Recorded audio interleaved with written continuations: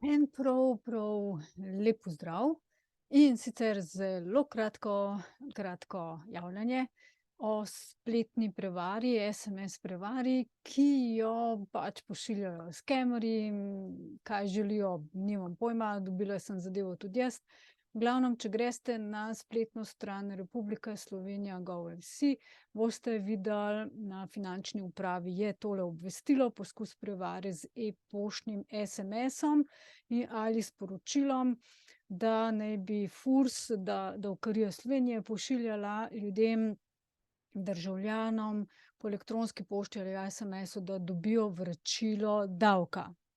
To je prevara, karkoli, če dobite na telefon ali na mail, to takoj izbrišite, ne klikajte, ne uporabljajte ničesar. Jaz sem malo zadevo probala in to peljala pač na neke aplikacije, kjer se poveže z banko, pa Flickom in te zadeve in, to ni prav varna stvar oziroma, fejk je.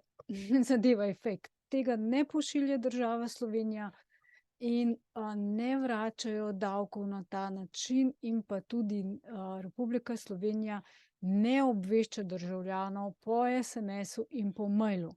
Ampak greste v aplikacijo Davki, če jo imate na telefonu ali pa na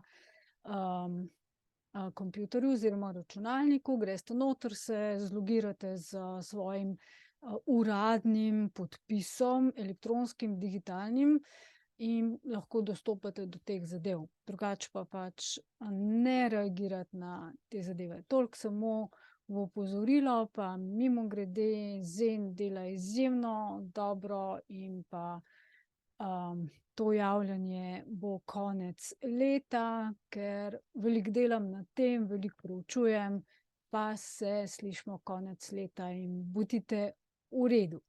Lep pozdrav.